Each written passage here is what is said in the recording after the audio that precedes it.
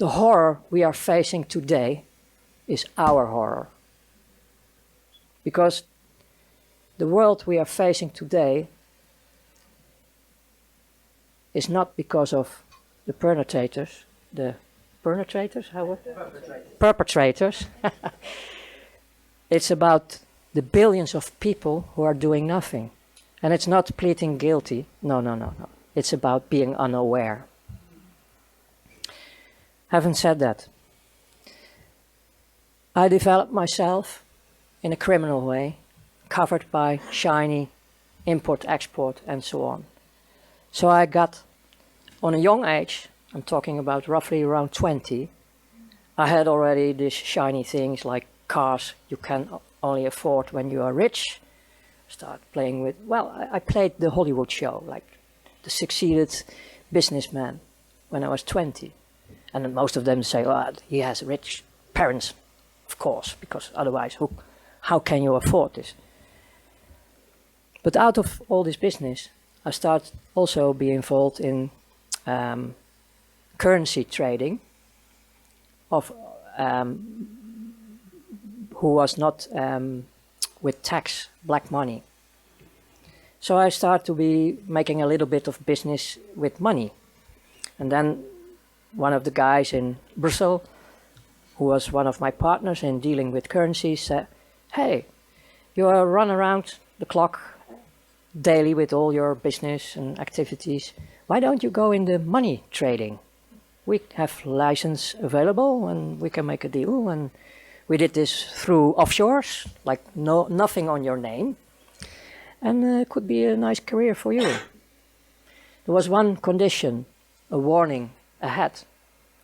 You have to put your conscience in the freezer in minus 100 degrees.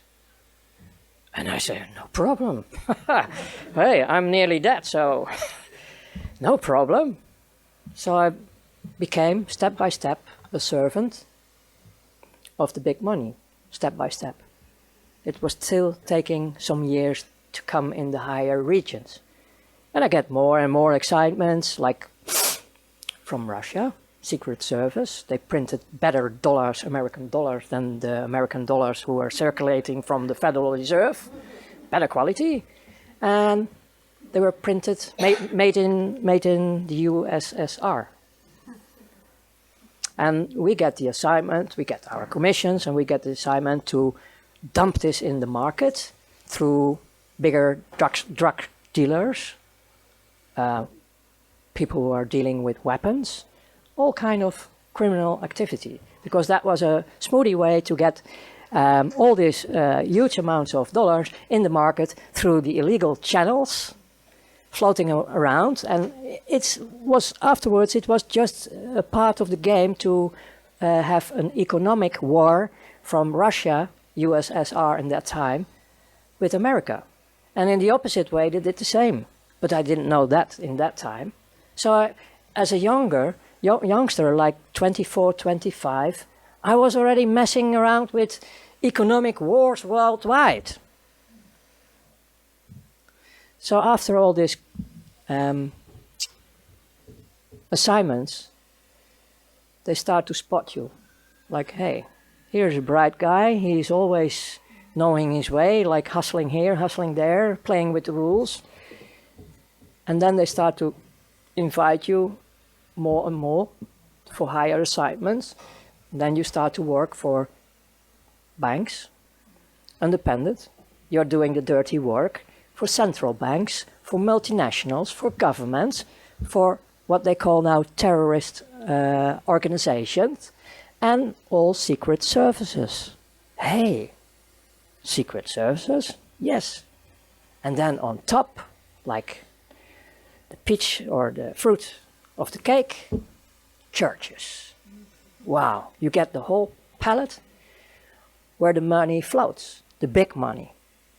And you get the invitation to join in these circles to move all the money they want to move worldwide. To start wars, to start all the misery in this planet. Because there is nearly no misery on this planet in a natural way. Most of them is created. because they keep the system running, because it's a dualistic system. They make the money only because when it's dualistic. And if we have all the ships, these energy containers they use only to suck, if they are asleep, fine, you can do whatever you want. This is also the mentality of the elite. Well, they are not elite. They are not elite. The people I worked for in the end of the days, you're talking roughly about 8,500 people on this world who run the show. And they are like who I was, completely afraid, nearly dead, filling up the holes daily, never enough, surfing the monster of greed, the monster of more. And there comes Lucifer in the end, because we are talking here about interdimensional things. This 8,500 became my friends, because it was really coming home. First time in my life I start to be with humans who understand me, and I understood them, because most of them were going through the same hell. They did it in a different way, different bloodlines, but they have also a lot of misery in their lives. Electric caves are a normal thing in the education of this kind of societies. This is not about humans. This is about a very evil dark force who really enjoy to destroy all life on this planet, and it's still on. And I was enjoying them as well. I really, and I don't say it with regret because I'm going back now in time, otherwise it's a fake, I really enjoyed it to have the opportunity to destroy all humans and all life on earth. Nature was nothing.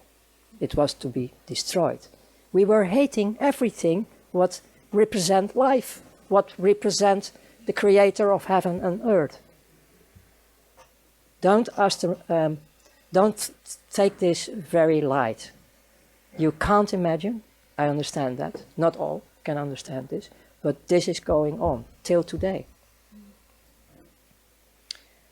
In the end, because I can give you all the details about everything I did in this world, like indirectly I was killing people. Like you are in a stealth bomber, dropping bombs. I did this financial-wise as missions, like destroying temporarily the economy of Italy. And then later on, when you are in the financial market, you listen to the people who are involved, and they have a big laugh because some people were killing themselves because their companies were destroyed and they left behind women with children. And we have only a laugh about it. We joined it. That's the world I come out. My turning point was that I was so good in everything I did with my team that I was, in their opinion, ready for the last stage. To be invited in sacrifice of children. That hits me. That was really going through my bunker. I couldn't handle it. It was hitting me like hell. I didn't go there. And I started to malfunction. And my whole career falls apart. Then, because I go briefly to this one, because you also can see my interviews, they notice this. Then they start to take me out of the system for a while, start torturing me. And they want, because everything was in offshore, they want everything back, because I own them, because I made everything through them. And they kept reminding me on the contract I signed. I didn't sign with blood. If I was signing with blood, that was the next stage, I was dead already. But this was a sort of gentleman agreement, and I still keep it, and I always keep it, about not mentioning names of persons, companies, and so on. And I'm a man of word. If I give my word, I will give my word forever. And if it's in the dark side or in the light side, it doesn't matter for me. So I came out, finally, and you can see it in the interviews. And then, on the end, my body was breaking down, heart attack, hospital, da-da-da-da-da. And then I have also out-of-body experience again to see what they were doing with me. And then back in the body, the first thing I saw was my mother crying, like he is alive again. Then I ran through several private hospitals for a year to recover of all the damage. Even have to set my back straight again. Then I was for another 8 years completely off the screen, hiding in several countries on fake identities. And after the period of 9 years, because even we have the agreements, even I gave them all what they want, I was still afraid because they promised me to kill the whole bloodline. So my wife and my children in that time were also escaping, also hiding, but separate from me. So in 9 years being undercover completely, out of that experience, I noticed how it is to miss your children. It's horrible to have a child dead, but not knowing where your child is a bit more torture. So after 11 years, finally I met my oldest son in that time, and I was recovering, and I started to build up a relation with life. I started to study in theologic way, studying the Quran, the Torah, the so-called Bible, because that's more or less document. There are some satanic pieces involved. And I start to meet the creator of heaven and earth, and that saves my life because he was the first one who really, really loves me. And that gives me the enlightenment to continue life, because my first act of love was the real desire to kill myself. That was my first act of love, the first signal I was in a transition from death to alive. I want to kill myself in favor of the humans and life. So that was my first act of life, of love.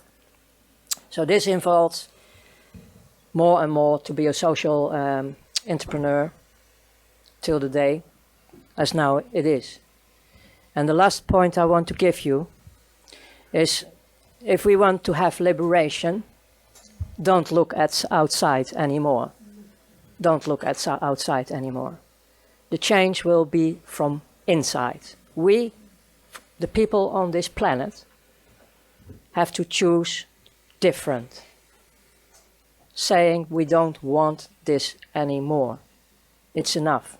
We can decide for ourselves to stand up, to be as one again, unity and diversity, and we can cooperate worldwide with each other.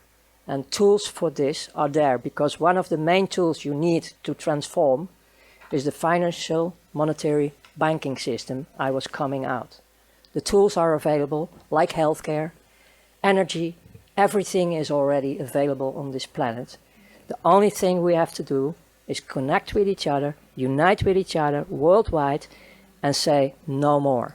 Stand up, be the change yourself. And we will be liberating ourselves and our planet. And I can promise you, really promise you, because I have still a lot of contacts worldwide, the most still in the prison system, the dark forces around them, they are screaming because their child inside of this atomic bunker wants to go out in a safe world. And we can create this safe world for these heavily damaged children. So thank you.